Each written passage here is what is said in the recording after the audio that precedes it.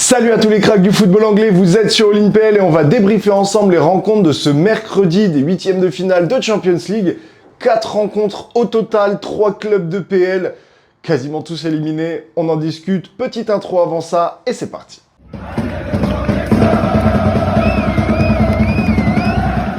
Pense toujours à lâcher ton triplé, like, commentaire, abonnement, ça aide et soutient énormément la chaîne. Je suis toujours en Chine, toujours en décalage horaire, la connexion internet est terrible. Donc c'est normal si les vidéos arrivent à des horaires complètement décalés, je suis désolé. Donc n'hésitez pas à les donner de la force, j'ai certaines vidéos qui sont sorties au milieu de la nuit, voilà, je contrôle rien. Donc n'hésitez pas, ça m'aide énormément. Et on va commencer sur la première rencontre de ce mercredi des phases retour de huitièmes de finale avec Tottenham Atlético Madrid, peut-être l'un des matchs les plus pliés en avance qu'on pensait avoir, ce qui n'a pas forcément été le cas, avec un Atlético qui avait gagné 5-2 à l'aller grâce, ou plutôt à cause des grosses erreurs du gardien de Tottenham, Kizic, j'ai oublié son nom, qui malheureusement, je pense qu'on ne le reverra pas de sitôt. Et du coup, on a trouvé quand même un Tottenham à domicile qui, malgré les récents résultats, malgré tout ce qui peut se passer du côté de Tottenham, est venu avec les crocs. Franchement, ils ont sorti un top match. Un Xavi Simons qui a été au top, doublé pour lui ce soir. Et honnêtement, il a fait un superbe match. Un Pedro Porro qui a été replacé en ailier droit. Un Matistel qui a fait également un très bon match. Et un Kolo Muani qui a marqué dès la 6e minute, si je dis pas de bêtises. Donc, Tottenham est venu quasiment avec tous les bons ingrédients pour retourner la situation de cette rencontre-là. Romero et Vicario ont fait tous les deux des très bons matchs. Mais en face, tu as eu des erreurs, des largesses défensives. Van de Ven n'a pas forcément été au sommet. Dragouzin non plus.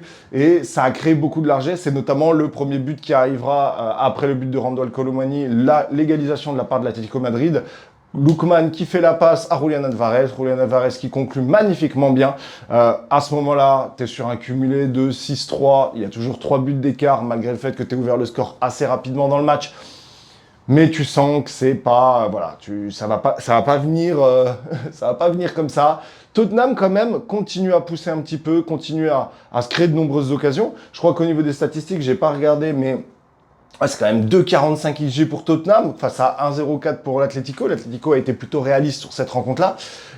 Tu finis par dominer à chaque fois au score, tu reviens à 2-1 pour Tottenham, mais tu te fais réégaliser dans la foulée, puis tu refais 3-1, mais bien trop tard dans ce match-là. Le penalty de Xavi Simons, au moment où il le marque, on sait que la qualification est terminée et abandonnée pour Tottenham. L'Atlético se qualifie plutôt bien, mais avec un match retour pas forcément ultra convaincant, j'ai trouvé. Donc attention, parce que le match d'écart, ce sera face au Barça, et un Barça qui a été plus que performant ce soir. Donc élimination de Tottenham, un énième club anglais éliminé malgré la superbe phase de ligue que les clubs anglais ont pu avoir. 5 clubs, on le rappelle quand même, sur 6 étaient dans le top 8. Enfin, tu pouvais t'attendre à beaucoup plus de réussite. Tu perds déjà Chelsea, tu perds Tottenham. On va en discuter. T'en perds encore un autre ce soir. Au final, il va rester que Arsenal et Liverpool. Ça fait peu sur 6 clubs. Ces huitièmes de finale n'auront pas vraiment réussi aux équipes de Première Ligue. Alors, c'est dû à plein de choses. Déjà, à des matchs allés qui ont été très mal gérés par la plupart des clubs. Tottenham, Chelsea, Manchester City, franchement, les matchs allés, c'était catastrophique. Ça te met forcément un pied dans le plat et tu te retrouves à devoir courir après le score, même si c'est à domicile, c'est compliqué. La fatigue, évidemment, cumulée, parce que mine de rien, tu as plus de compétition en Angleterre, la Carabao Cup, la FA Cup, le championnat. T'es pas comme dans certains championnats où tu es à 18 équipes. Non, là, tu en as 20. Enfin, il y a plein de raisons qui font que c'est compliqué pour les clubs anglais. C'est pas pour les sauver ou quoi que ce soit, mais c'est vrai que l'accumulation de fatigue, comme on a pu le voir pour de nombreux clubs, c'est quelque chose forcément qui pêche à un moment. Là, ça a pêché quand même assez tôt dans la compétition.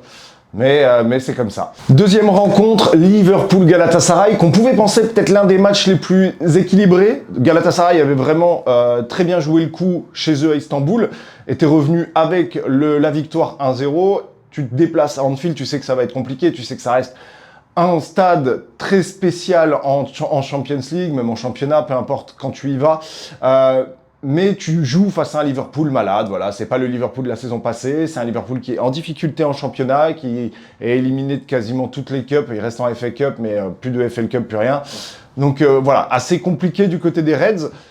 Mais tu viens, franchement le couteau entre les dents, tu viens pour clairement écraser ton adversaire, et ça a été le cas, ça a été un match à sens unique, peut être dû notamment à l'intensité qui a été mise dès le début de la rencontre. On a eu un Osimhen qui s'est blessé très rapidement, qui a été remplacé à la mi-temps, qui a été pénalisé quasiment toute la première mi-temps. T'as des Torreira qui prennent des coups très vite, t'as eu beaucoup de friction sur ce début de rencontre qui a mis à mal clairement Galatasaray, ce qui a été très bien géré par Liverpool. Wow, ils ont décidé de faire du boucan là. T'as des joueurs déjà qui ont fait des masterclass. Szoboszlai, comme d'habitude, c'est vraiment le joueur qui porte cette équipe de Liverpool. Mais t'as également Ekitike qui continue dans sa lignée depuis le début de la saison à être performant et à être très bon. T'as eu le retour de Wirtz parce que Wirtz était blessé ces derniers temps et son retour fait du bien et on l'a senti dans le jeu de Liverpool. Même le milieu, la charnière centrale, enfin la charnière du milieu de terrain, pardon, Gravenberch, McAllister, qui a très très bien fonctionné aujourd'hui. Franchement, tout le monde a été bon sur cette rencontre-là. Tout le monde a été bon. Excepté peut-être, je dirais, Frimpong, qui a peut-être pas été au niveau des autres, et Salah. Alors Salah marque un magnifique but, Salah fait une passe décisive, donc on pourra pas lui retirer ça, et au final ça lui permet quand même de réussir un beau match, mais il s'est fait manger tout le long de la rencontre par Sakir. Sakir a sorti un top match. 11 arrêts au total sur cette rencontre. Je crois qu'il y en a peut-être 6 sur Mohamed Salah. Il a fait une top rencontre. C'est pour moi l'homme du match, même s'il y a défaite de Galatasaray 4-0.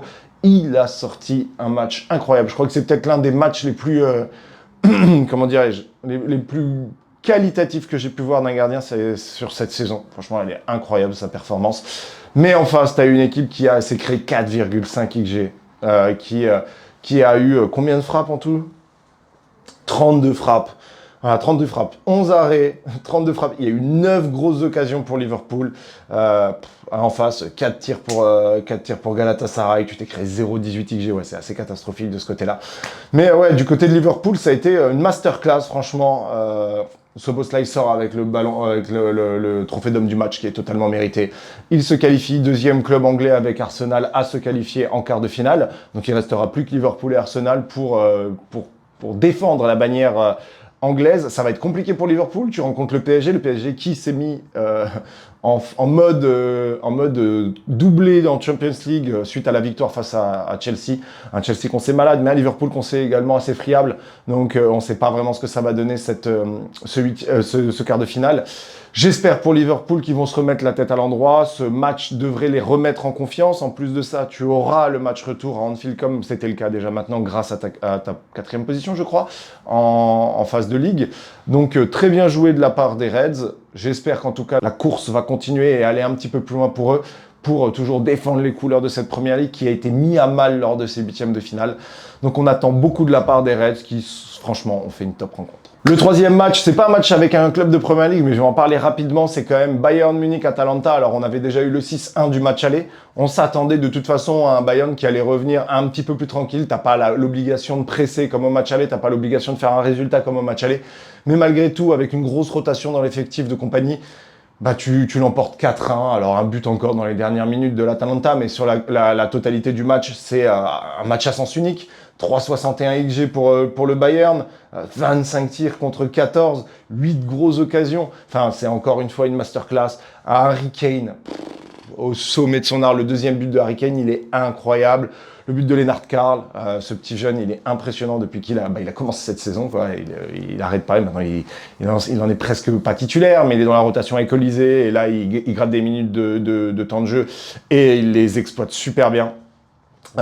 C'est encore une fois un Bayern rouleau compresseur qui fait peur. C'est clairement le favori actuellement de cette compétition, même si les bookmakers ne disent pas ça. Pour moi, c'est clairement les favoris. Ils vont affronter le Real Madrid en quart, et je vois difficilement le Real venir à bout de ce Bayern-là, avec des individualités exceptionnelles. Luis Diaz, évidemment, Harry Kane, c'est incroyable. Même Kim et Jonathan Tah ont fait un excellent match. Urbig, donc le petit gardien qui est venu, a fait également une top rencontre. Donc tout réussi au Bayern, et honnêtement, quelle équipe.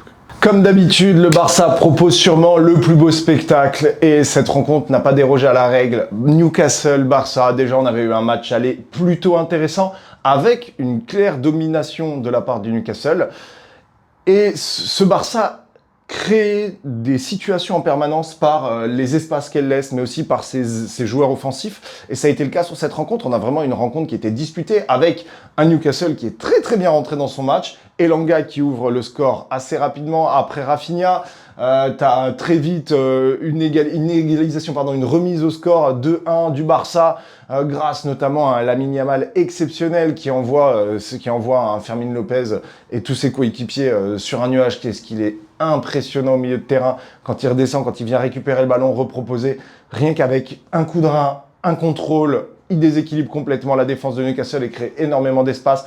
Et en face, tu as quand même un Newcastle qui réussit à se créer des occasions. Tu as un Newcastle qui presse haut sur cette première mi-temps, qui étouffe un petit peu le Barça, qui a de temps en temps du mal à retrouver ses joueurs de côté, qui a du mal à sortir de ce pressing-là. Et franchement, je trouve Newcastle hyper impressionnant sur cette première mi-temps. Le deuxième but arrive logiquement pour Newcastle, l'égalisation 2-2. Et on sent un match qui va être disputé, un match qui peut se finir sur du 4-3, sur du 5-4. Franchement, on sent un match très équilibré arriver. T'as le penalty qui est gagné par le Barça juste avant la mi-temps. Il y a effectivement totalement faute. Je crois que c'est sur Rafinha, où j'ai un doute. C'est peut-être sur Rafinha normalement, où il se fait tirer le bras par Kieran Trippier. Il y a penalty tous les jours. C'est très bien conclu par Lamine Yamal, qui aura sorti vraiment un top match, même si par moment il peut disparaître. Dès qu'il touche le ballon, boum, la lumière, elle s'allume. Et il a fait une top rencontre. Il permet au Barça de repasser à 3-2 juste avant la mi-temps. Et on sent que ça a mis un petit coup à Newcastle parce qu'au retour des vestiaires, c'est compliqué. C'est compliqué. Le Barça monopolise le ballon pendant toute cette deuxième mi-temps. Se crée un nombre d'occasions incroyables. Après, Ramsdale n'a pas été exceptionnel. Franchement, il n'a pas sorti beaucoup d'arrêts. J'ai pas regardé les notes un petit peu qu'on lui a donné à Ramsdale. Quand même, il a eu une bonne note. Il a fait quoi ? 6 arrêts au total. Ouais, c'est pas mal quand même. J'en avais pas visionné autant. Mais la défense du côté de Newcastle a été catastrophique. Hein. Thiago Burn. Pourtant, Burn avait fait une super première mi-temps. Même les whistles. Mais en deuxième, ça s'est effondré. Et en face, t'as la triplette Rafinha, Lamine Yamal et Lewandowski qui ont fait une top rencontre. Fermin Lopez a fait une top rencontre. À la limite, Pedri, je l'ai trouvé un petit peu invisible sur cette rencontre-là. Mais le reste de l'équipe a été au niveau. Malgré tout, pour le Barça, tu perds Yohan Garcia. Tu as également, je crois que c'est Koubarsi qui sort, si je dis pas de bêtises. Non, c'est pas Koubarsi. C'est Eric Garcia qui sort et qui se fait remplacer par Arro. C'est quelques blessures. Je pense que Yohan Garcia s'est fait une blessure assez gênante. Ça a l'air d'être musculaire derrière le genou. Ischio, tendon, je sais pas. Mais c'est quelque chose qui peut l'éloigner un petit moment. On sait en plus qu'il a eu une récurrence au niveau des blessures cette saison. Depuis le début de la saison, c'est assez compliqué pour lui d'avoir 100% de temps de jeu.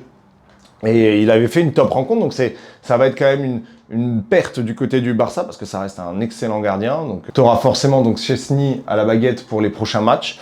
C'est un très bon gardien, mais c'est pas non plus du niveau de Yohan Garcia. Et le Barça, voilà, 7-2 quoi. 8-3 cumulés sur les deux matchs. C'est une top rencontre de leur part.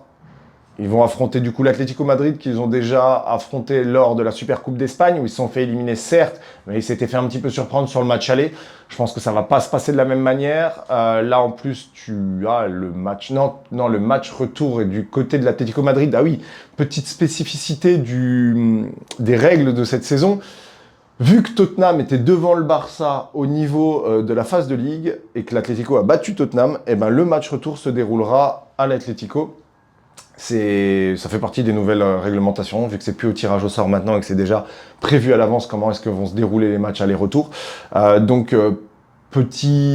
peut être quelque chose qui peut pêcher pour le Barça, mais je vois un Barça beaucoup trop fort pour l'Atlético. On l'avait vu même malgré leur élimination, le retour au Camp Nou, c'était un 3-0 sans moindre équivoque et c'était une claire domination de la part du Barça. Donc je vois quand même le Barça se qualifier. Je ferai quelques petites vidéos sur sur les matchs à venir, sur les quarts de finale, un petit peu mes prévisions là-dessus. On a quand même de très très belles rencontres qui se préparent. Un Liverpool-PSG, un Real Madrid-Bayern, un Sporting Portugal-Arsenal, ça c'est le match à regarder absolument.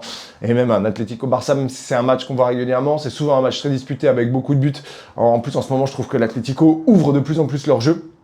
L'arrivée de Lookman, mine de rien, a fait du bien. Le retour de Griezmann également.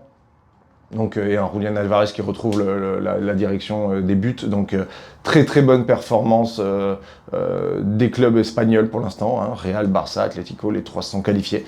Malgré le fait que ça pouvait pêcher en phase de ligue et ça peut pêcher aussi également un petit peu en Europa, là ils s'en sortent très bien à la différence des clubs anglais qui font le chemin totalement inverse et qu'on aimerait bien voir performer. Donc là on espère quand même une qualification en demi de Liverpool et d'Arsenal. Je pense que c'est quelque chose de faisable, peut-être un petit peu difficile quand même pour Liverpool, mais t'as le match retour en Anfield, tout peut se passer. Donc je suis impatient de voir ça, en tout cas ça a été un plaisir de suivre ces rencontres-là. Je trouve que la phase de 8e a été hyper intéressante. Cette Champions League est de toute façon ultra intéressante, je trouve, cette saison. Même si on a des clairs favoris, je pense au Bayern, je pense au PSG, je pense à Arsenal, même le Barça. Les surprises peuvent arriver, on l'a vu, franchement le Real a créé la surprise. Le Sporting a créé la surprise aussi, parce que mine de rien, ils étaient mal engagés avec le 3-0 pris au match aller face à Bodo Glimt. Donc il y a beaucoup de choses, à suivre, il y a beaucoup de matchs ultra intéressants à venir, et on aura le temps d'en discuter lors de nos prochains débriefs. En tout cas, je vous souhaite à tous une très bonne journée, un très bon week-end, peu importe où vous êtes, et salut mes cracks!